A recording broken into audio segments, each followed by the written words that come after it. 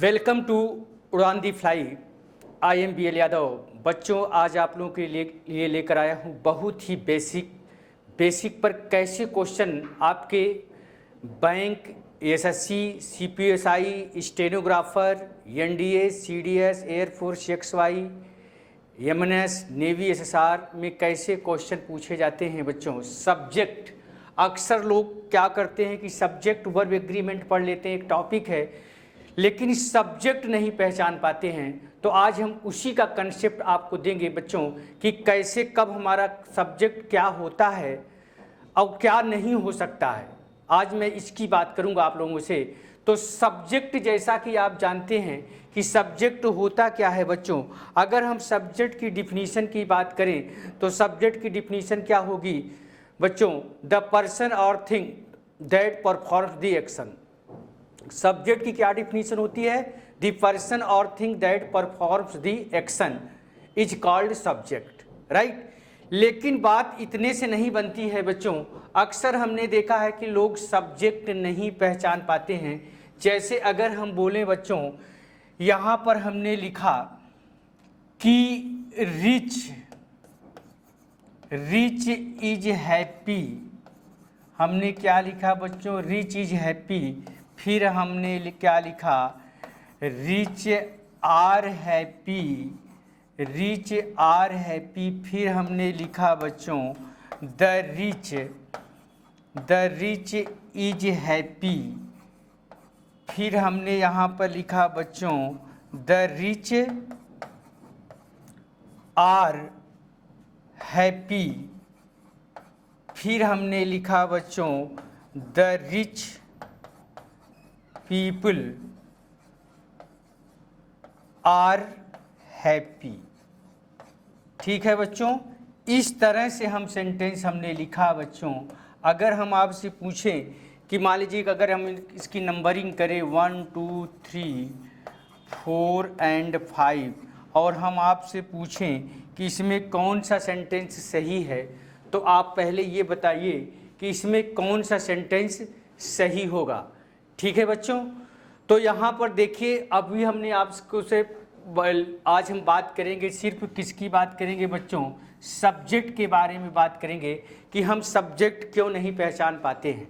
ठीक है, तो इसका पहला कंसेप्ट ये होता है बच्चों कि ध्यान रखिएगा, किसी भी सेंटेंस में जो हमारा सब्जेक्ट बनता है बच्चों, हमारा जो सब्जेक्ट बनता है वो क्या क्या बनता है। तो सब्जेक्ट हमारा जो बनेगा बच्चों, या तो हमारा नाउन बनता है, या तो बच्चों क्या बनता है? प्रोनाउन बनता है, या क्या बनता है? नाउन इक्विवेलेंट जो होता है, जो नाउन इक्विवेलेंट होगा वो सब हमारा सब्जेक्ट का काम करता है। किसी भी सेंटेंस में सब्जेक्ट कौन बनेगा? सब्जेक्ट आर क्या होते हैं? Noun, pronouns are noun equivalent. Noun equivalent का मतलब यहाँ पर ये है बच्चों कि जैसे जिरंड और इन्फिनिटिव भी हमारा सब्जेक्ट बनता है, राइट, क्योंकि वो भी नाउन जैसा ही फंक्शन करता है। तो यहाँ पर देखिए हमने सेंटेंस लिखा बच्चों, rich is happy, rich are happy, the rich is happy, the rich are happy. फिर इसके बाद लिखा है the rich people are happy. तो अब आइए हम देखते हैं कि हमारा इसमें सब्जेक्ट कौन बनेगा। तो यहाँ पर देखिए बच्चों, अगर हम बात करें रिच की, तो यहाँ पर देखिए रिच हमारा बच्चों, रिच हमारा क्या है? एडजेक्टिव है। क्या है बच्चों? एडजेक्टिव है। और अभी अभी हमने कहा है कि किसी भी सेंटेंस में सब्जेक्ट का काम या तो नाउन करता है, या तो प्रोनाउन, या तो नाउन इक्विवेलेंट करता है। तो यहाँ पर देखिए रिच हमारा एडजेक्टिव है बच्चों, इसलिए ये कभी भी एडजेक्टिव कभी भी सेंटेंस में सब्जेक्ट नहीं बन पाएगा। लेकिन बच्चों अगर रिच के स्थान पर हम ये लिख दें क्या? The rich. हमने क्या लिखा बच्चों? द रिच लिखा। अब द रिच जो है हमारा बच्चों, ये क्या है? प्लूरल कॉमन नाउन है। जैसे रिच का मतलब धनी होता है और द रिच का मतलब होता है धनी लोग। तो जब कुछ एडजेक्टिव ऐसे होते हैं बच्चों, जब उसमें हम उसके पहले डिफिनिट आर्टिकल द का प्रयोग कर देते हैं, तब वो क्या बन जाता है, प्लूरल कॉमन नाउन बन जाता है। और जब सेंटेंस में हम इसका प्रयोग सब्जेक्ट की तरह करते हैं तो इसके साथ हमेशा क्या होता है, प्लूरल वर्ब का प्रयोग किया जाता है। तो यहाँ पर देखिए बच्चों, यहाँ पर हमने क्या लिखा, द रिच, और द रिच हमारा क्या है बच्चों, प्लूरल कॉमन नाउन है। चूँकि ये नाउन बन गया है इसलिए अब ये सब्जेक्ट भी बनेगा। बोलो, अब ये सब्जेक्ट भी बनेगा। तो यहाँ पर पहला सेंटेंस हमारा गलत है क्योंकि रिच कभी ये सब्जेक्ट नहीं बनेगा क्योंकि ये एडजेक्टिव होता है। अगर रिच बॉय लिख दे या रिच मैन लिख दे तब वो सब्जेक्ट बन जाएगा क्योंकि उसके साथ नाउन आ जाएगा। या तो हम इसको ऐसे कर दें कि कंसेप्ट ये होता है कि कुछ एडजेक्टिव्स ऐसे होते हैं जब उसमें डिफिनिट आर्टिकल द का प्रयोग कर देते हैं तब वो प्लूरल कॉमन नाउन बन जाता है, राइट, जैसा कि यहाँ पर बना हुआ है, राइट। तो अब ये सब्जेक्ट नहीं बनेगा और ये भी सब्जेक्ट नहीं बनेगा। अब आई बात द रिच इज हैप्पी। अब द रिच हमारा सब्जेक्ट बन गया, लेकिन ये कैसा है बच्चों, प्लूरल कॉमन नाउन है। कैसा है, प्लूरल कॉमन नाउन है। तो वर्ब भी प्लूरल लेगा, लेकिन यहाँ पर वर्ब सिंगुलर लिखा गया है इसलिए ये भी हमारा गलत है। और यहाँ पर द रिच क्या है बच्चों, प्लूरल कॉमन नाउन है और वर्ब क्या लिया है, प्लूरल, इसलिए ये हमारा क्या है, सही है। और ये 5th नंबर भी गलत है। क्यों गलत है बच्चों, द रिच का मतलब होता है धनी लोग, द रिच का मतलब होता है धनी लोग, इसलिए इसके साथ पीपुल लगाने की ज़रूरत नहीं है, इसलिए हमारा ये भी क्या हो जाता है, गलत हो जाता है। तो ध्यान रखिएगा बच्चों, पहली केस कंडीशन निकल कर क्या आती है कि किसी भी सेंटेंस में सब्जेक्ट क्या होता है बच्चों, सब्जेक्ट हमारा नाउन, प्रोनाउंस या नाउन इक्विवेलेंट। ये बहुत इंपॉर्टेंट पॉइंट है बच्चों, ध्यान रखिएगा, ठीक है। तो इसमें एक जो है, इसमें एक हॉट टिप्स नोट करिए बच्चों। हॉट टिप्स क्या है, बहुत इंपॉर्टेंट, कि सब्जेक्ट क्या हो सकता है, जैसा कि हमने इधर लिखा भी है कि सब्जेक्ट हमारा जो होता है बच्चों वो क्या होगा, तो सब्जेक्ट जो हमारा होता है वो सब्जेक्ट क्या होता है, subjects are noun comma pronoun, noun comma pronouns और नाउन इक्विवेलेंट। ये जो होते हैं हमारा क्या बनेंगे, यही सब्जेक्ट बनेंगे। इसको बच्चों हॉट टिप्स में इसको आप नोट कर लीजिए। सब्जेक्ट्स आर क्या, nouns, subject are nouns comma pronouns comma are noun equivalents, are noun equivalents जो नाउन के समान काम करता है वो भी हमारा क्या होता है, सब्जेक्ट होता है। तो सब्जेक्ट आर क्या, नाउन्स कामा प्रोनाउंस और नाउन इक्विवेलेंट्स जो होता है ये हमारा सब्जेक्ट होता है। जैसे बच्चों अगर हम यहाँ पर लिखें कि अ ब्लैक, हमने सेंटेंस लिखा अ black is grazing, a black is grazing in the, a black is grazing in the field, right. अब यहाँ पर देखिए अगर हम सब्जेक्ट की बात करें बच्चों, अब ये सेंटेंस हमने लिखा है, ये एग्जाम्पल देखिए बच्चों। अब ये क्या कह रहा, अ black is grazing in the field. अब ब्लैक हमारा जो है, अब यहाँ पर देखिए बच्चों क्या है, ये ब्लैक हमारा क्या है, एडजेक्टिव है। क्या है, एडजेक्टिव है। और एडजेक्टिव कभी भी बच्चों किसी भी सेंटेंस में सब्जेक्ट का काम नहीं करेगा, क्योंकि सब्जेक्ट क्या होते हैं, या तो हमारा नाउन होगा या तो प्रोनाउंस होगा या तो जो नाउन इक्विवेलेंट होता है वही हमारा सब्जेक्ट होता है, राइट। तो यहाँ पर देखिए अ black is grazing in the field. अब ये सेंटेंस हमारा बच्चों गलत है। सही सेंटेंस क्या होगा कि अ black cow is grazing, a black cow is grazing in the field, a black cow is grazing in the field. अब देखिए बच्चों यहाँ पर क्या हुआ, इसके साथ आप देखिए a black cow is grazing in the field. अब इसके साथ चूंकि नाउन आ गया है, बोलिए नाउन आ गया है, इसलिए अब ये सब्जेक्ट बन जाएगा। अब black cow is grazing in the field, अब ये सेंटेंस हमारा सही हो गया, राइट। तो मेरे कहने का मतलब क्या है बच्चों कि किसी भी सेंटेंस में सब्जेक्ट क्या होता है, noun, pronouns are noun equivalent. Adjective, adverb कभी भी सब्जेक्ट नहीं बन पाएंगे, ध्यान रखिएगा। और एडजेक्टिव तब बनेगा जब एडजेक्टिव के साथ नाउन आएगा, तभी वो सब्जेक्ट बनेगा, अदरवाइज वो अकेला एडजेक्टिव कभी भी सब्जेक्ट नहीं बन पाएगा। हाँ, कुछ एडजेक्टिव जरूर होते हैं, जब उनके पहले हम डेफिनिट आर्टिकल द का प्रयोग कर देते हैं तब वो प्लूरल कॉमन नाउन बन जाते हैं। जैसे अभी हमने बताया था अनएम्प्लॉयड का मतलब बेरोजगार, लेकिन द अनएम्प्लॉयड का मतलब बेरोजगार लोग हो जाता है, प्लूरल कॉमन नाउन बन जाता है। रिच का मतलब धनी, लेकिन द रिच का मतलब धनी लोग, वो प्लूरल कॉमन नाउन बन रहा है, इसलिए वो सब्जेक्ट बन रहा है। ठीक है, तो ये पॉइंट, पहला पॉइंट ये क्लियर हुआ कि सब्जेक्ट हमारा क्या होगा, नाउन, प्रोनाउन या तो नाउन इक्विवेलेंट होता है। बाकी कभी भी सेंटेंस में सब्जेक्ट का काम कोई नहीं करेगा, हमेशा सब्जेक्ट काम कौन करता है, या तो नाउन करेगा या तो प्रोनाउन या तो नाउन इक्विवेलेंट। ठीक है, अब यहां पर फिर सवाल ये उठता है बच्चों कि सब्जेक्ट कभी कभी क्या होता है कि जैसा कि आप लोग जानते होंगे कि जो हमारा इंग्लिश का स्ट्रक्चर होता है, वो इंग्लिश का स्ट्रक्चर क्या होता है बच्चों कि सब्जेक्ट, वर्ब और ऑब्जेक्ट होता है। जनरली यही होता है कि सेंटेंस का स्ट्रक्चर क्या होता है, सब्जेक्ट होता है, वर्ब होता है, ऑब्जेक्ट होता है, उसके बाद क्या होता है, रेस्ट।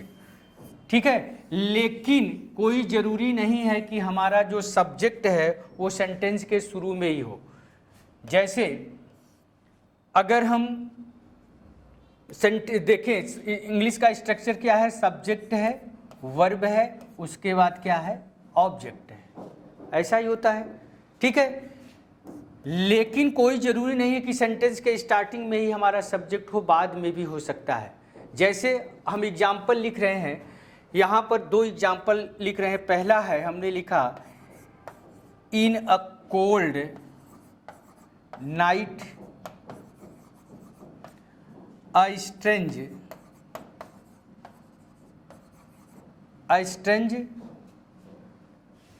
noise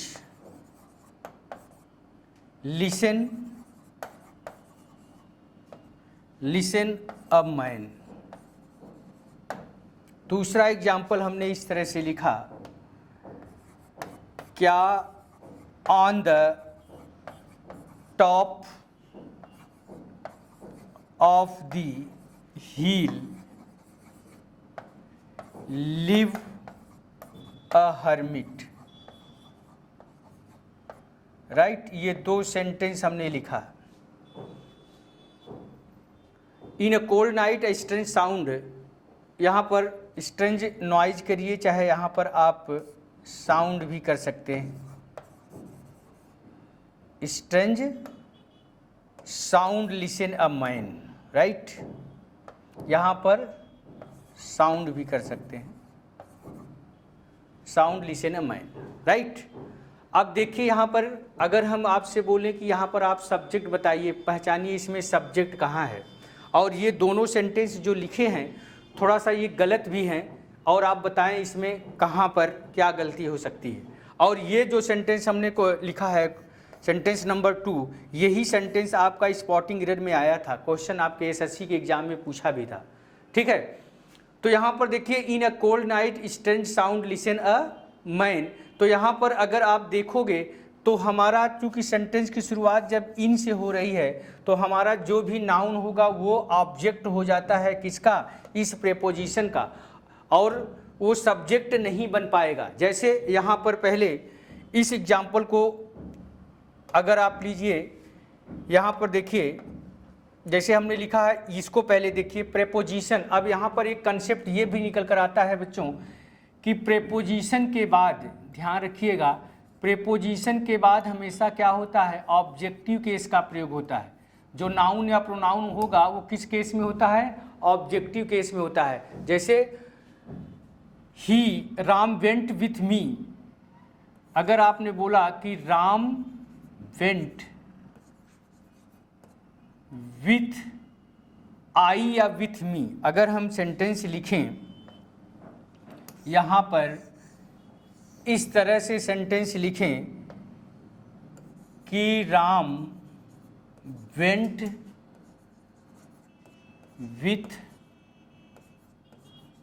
विथ आई होगा कि मी होगा, विथ आई या me at the party, right.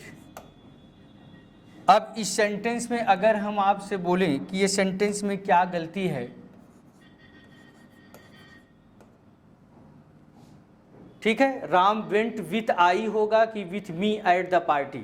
तो ध्यान रखिएगा विथ हमारा यहाँ पर आप लोग देखें बच्चों, यहाँ पर जो विथ है ये विथ हमारा क्या है, प्रेपोजिशन है, और प्रेपोजिशन के बाद हमेशा ऑब्जेक्टिव केस का प्रयोग होता है, इसलिए मी सही है, आई क्या हो जाएगा, गलत होगा। ठीक है, तो यहाँ पर देखिए जो क्वेश्चन है आपका क्वेश्चन नंबर 2, ये देखिए क्या कह रहा है, on the top of the hill live a hermit, right. तो अब यहाँ पर देखेंगे आप लोग, प्रेपोजिशन है ऑन, ये क्या है बच्चों, प्रेपोजिशन है, तो ऑन द टॉप ये क्या हो जाएगा, ऑब्जेक्ट हो जाएगा, किसका ऑब्जेक्ट, इस प्रेपोजिशन का। इसके बाद फिर आप क्या है, ये प्रेपोजिशन है, और इसके बाद द हिल क्या हो जाएगा, हमारा ऑब्जेक्ट हो जाएगा, किसका, इस प्रेपोजिशन का। तो अब आगे आया लिव अ हर्मिट, इसका मतलब हमारा जो रियल सब्जेक्ट है वो क्या है, ये है हर्मिट है, राइट, क्या है, हर्मिट है, और ये सिंगुलर है, इसलिए लिव के स्थान पर क्या होगा बच्चों, यहाँ पर लिव्स होना चाहिए। बोलिए, यहाँ पर लिव के स्थान पर क्या होगा, लिव्स होगा, क्योंकि ये सिंगुलर है, इसलिए ये भी क्या होगा, सिंगुलर होगा। तो कोई ज़रूरी नहीं है कि सेंटेंस में सब्जेक्ट, वर्ब और ऑब्जेक्ट इस तरह का ही स्ट्रक्चर हो। कभी कभी हमारा सब्जेक्ट सेंटेंस के लास्ट में भी हो सकता है, बीच में भी हो सकता है, ठीक है। और एक चीज़ ध्यान रखिएगा, प्रेपोजिशन के बाद कभी भी सब्जेक्टिव केस का प्रयोग नहीं होता, प्रेपोजिशन के बाद हमेशा नाउन या प्रोनाउन, ध्यान रखिएगा, प्रेपोजिशन के बाद जो भी नाउन या प्रोनाउन आता है वो हमेशा ऑब्जेक्टिव केस में रहता है, ठीक है। अब वही एग्जाम्पल यहाँ पर जो दिया है हमने, in a cold night strange sound listen a man, तो यहाँ पर strange sound listen a man, यहाँ पर देखिए कोल्ड ये तो नाउन है ही नहीं है, इसलिए सब्जेक्ट।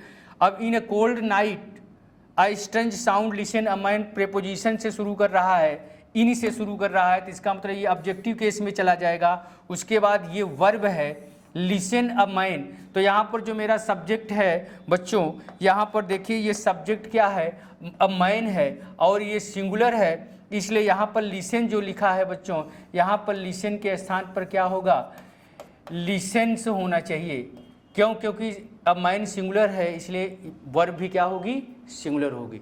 तो मेरे कहने का मतलब कि किसी भी सेंटेंस में आपको सब्जेक्ट कभी कभी आप नहीं पहचान पाते हैं, पता चला आपने पूरा का पूरा टॉपिक पढ़ लिया लेकिन आप सब्जेक्ट को नहीं पहचान पा रहे हो, तो अगर सब्जेक्ट नहीं पहचान पा रहे हो तो आपका क्वेश्चन क्या होगा, वो गलत हो जाएगा, ठीक है। तो ये चीज़ ध्यान रखिएगा। जैसे बच्चों हम 2 एग्जाम्पल ले रहे हैं, 2 एग्जाम्पल नहीं बल्कि ये दोनों क्वेश्चन आए हुए हैं आपके बैंक और एसएससी का, मैं 2 क्वेश्चन ले रहा हूँ, आपको दिखा रहा हूँ कि कैसे क्वेश्चन सब्जेक्ट से पूछता है, ठीक है, बहुत ही बेसिक है बच्चों।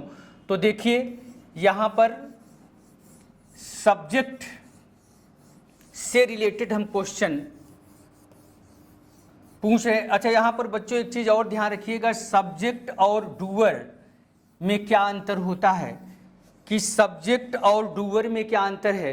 कभी कभी बच्चा इसमें भी कन्फ्यूजन में रहता है। जैसे अगर हमने बोला कि Ravi killed the snake, Ravi killed the snake yesterday, right, Ravi killed the snake yesterday. अब इसके बाद फिर हमने लिखा कि he was beaten by his teacher, right. ये 2 हमने लिखा है सेंटेंस। अब यहाँ पर हम आपसे बात करना चाह रहे हैं कि सब्जेक्ट इसमें क्या है और डूअर क्या है। ध्यान दीजिएगा बच्चों, सब्जेक्ट और डूअर में कभी कभी अंतर होता है। अक्सर लोग कभी कभी सब्जेक्ट का मतलब कर्ता भी होता है, सब्जेक्ट विषय भी होता है। ठीक है, यहाँ पर देखिए, यहाँ पर जो रवि है, यहाँ पर क्या है, रवि है। यहाँ पर रवि, या इसको हम ऐसे लिखें तो ज़्यादा थोड़ा सा क्लियर होगा सेंटेंस। इसको हम ऐसे कर दे रहे हैं, इसको हमने लिखा है कि रवि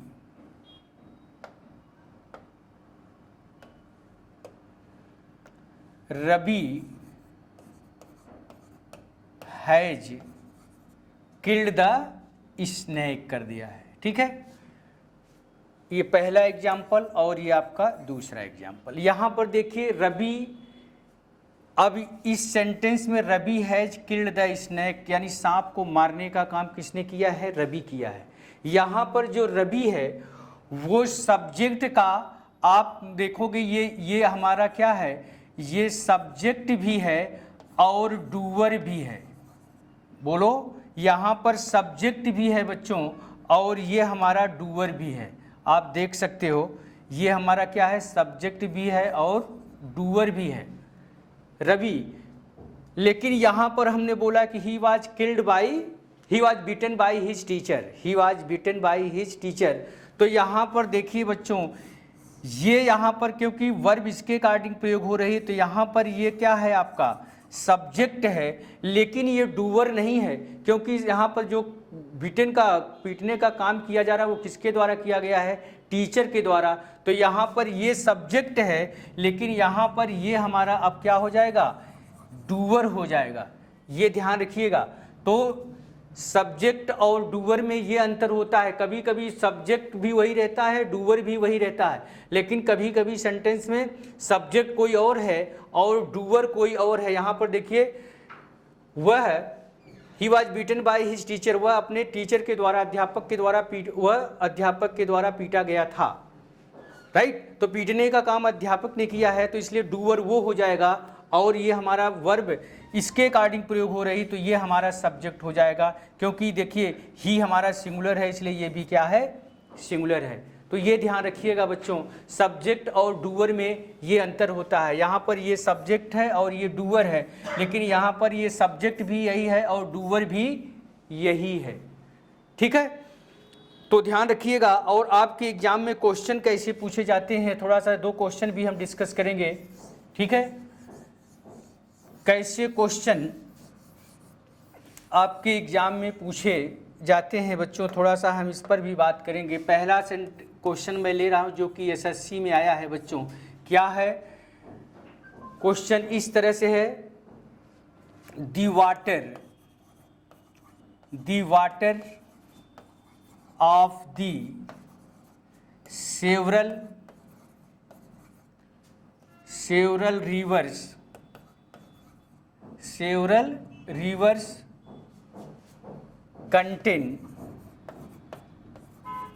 contain harmful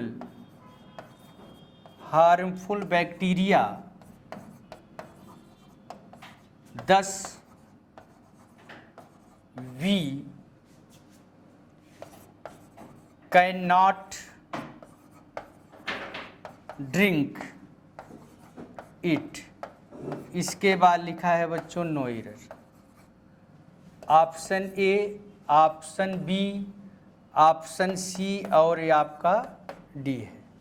ये क्वेश्चन देखिए सब्जेक्ट से रिलेटेड है। दूसरा क्वेश्चन बच्चों इस तरह से है, ये बैंक पीओ का क्वेश्चन है, ये एसएससी का है। पीओ में क्वेश्चन कैसे पूछा था, the introduction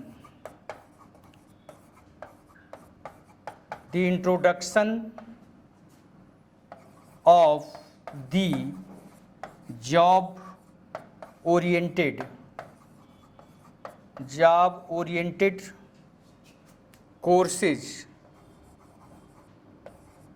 courses in the self-financing colleges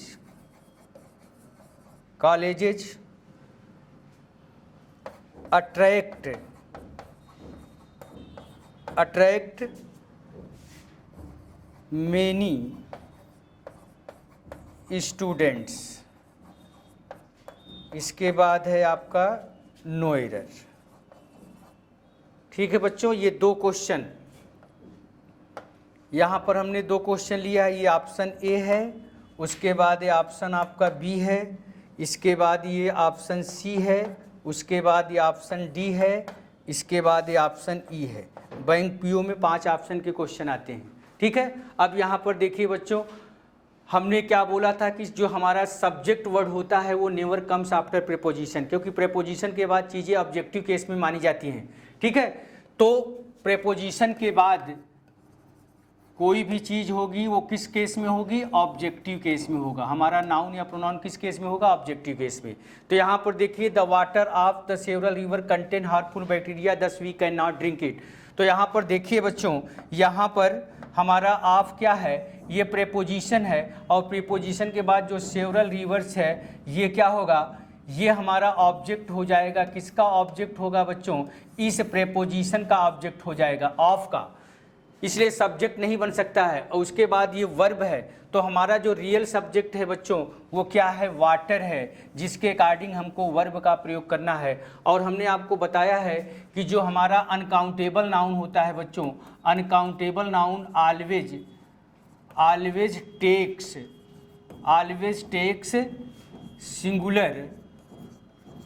singular verb. हमेशा क्या लेता है बच्चों? सिंगुलर वर्ब लेता है। तो वाटर के अकॉर्डिंग हमको वर्ब का प्रयोग करना है। तो यहाँ पर कंटेंट के स्थान पर क्या होगा बच्चों? कंटेंट्स होगा। क्या होगा? कंटेंट्स होगा। इसलिए हमारा बी ऑप्शन गलत था। यहाँ पर कंटेंट के स्थान पर कंटेंट्स होगा, क्योंकि वर्ब का प्रयोग हम वाटर के अकॉर्डिंग करेंगे। यही हमारा रियल सब्जेक्ट है। ठीक है, अब आइए क्वेश्चन नंबर 2 में। तो क्वेश्चन नंबर 2 क्या कह रहा है बच्चों? क्वेश्चन नंबर 2 कह रहा है कि द इंट्रोडक्शन, क्या कह रहा है? The introduction of the job oriented courses, the introduction of the job oriented courses in the self financing colleges attract many students. तो यहाँ पर देखिए प्रेपोजिशन, यहाँ पर इस सेंटेंस में द इंट्रोडक्शन ऑफ, हमारा ये ऑफ यहाँ पर क्या है बच्चों? प्रेपोजिशन है। तो प्रेपोजिशन के बाद ये जॉब ओरिएंटेड कोर्सेज, ये ऑब्जेक्ट हो जाएगा। किसका ऑब्जेक्ट हो जाएगा बच्चों? इस प्रेपोजिशन का। यानी ये सब्जेक्ट नहीं बन सकता है, क्योंकि प्रेपोजिशन के बाद ऑब्जेक्टिव केस माना जाता है। राइट, इसके बाद फिर इन हमारा क्या है बच्चों? प्रेपोजिशन है। तो यहाँ पर सेल्फ फाइनेंसिंग कॉलेजेज, ये भी हमारा ऑब्जेक्ट हो जाएगा। किसका ऑब्जेक्ट? इस प्रेपोजिशन का। इसका मतलब ये भी सब्जेक्ट नहीं बनेगा। तो हमारा जो रियल सब्जेक्ट है वो क्या है बच्चों? इंट्रोडक्शन है, जो कि क्या है? सिंगुलर है। इंट्रोडक्शन क्या है? सिंगुलर है, और इसी के अकॉर्डिंग हमको वर्ब का प्रयोग करना है। तो यहाँ पर जो क्या है? अट्रैक्ट्स लिखा है। देखिए बच्चों, अट्रैक्ट, तो यहाँ पर डी ऑप्शन हमारा गलत है। अट्रैक्ट के स्थान पर क्या होना चाहिए बच्चों? अट्रैक्ट्स होना चाहिए। क्या होगा?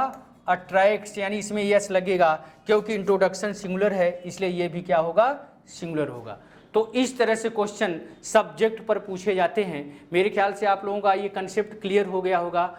तो ये चीज़ ध्यान रखिएगा बच्चों कि सब्जेक्ट क्या होता है? Noun, pronouns are noun equivalent, पहला केस जो कि बहुत इंपॉर्टेंट। उसके बाद हमने बताया है कि प्रेपोजिशन के बाद कभी भी सब्जेक्ट नहीं हो सकता है, हमेशा प्रेपोजिशन के पहले होता है। जैसे कि यहाँ पर हमने जो दो क्वेश्चन भी बताया है।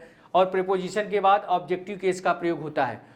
सब्जेक्ट वर्ड जिसके अकॉर्डिंग हम वर्ब का प्रयोग करते हैं वो कभी भी क्या होता है? प्रेपोजिशन के बाद नहीं आ सकता है। यानी subject word never comes after preposition. Right, ये चीज़ ध्यान रखिएगा बच्चों।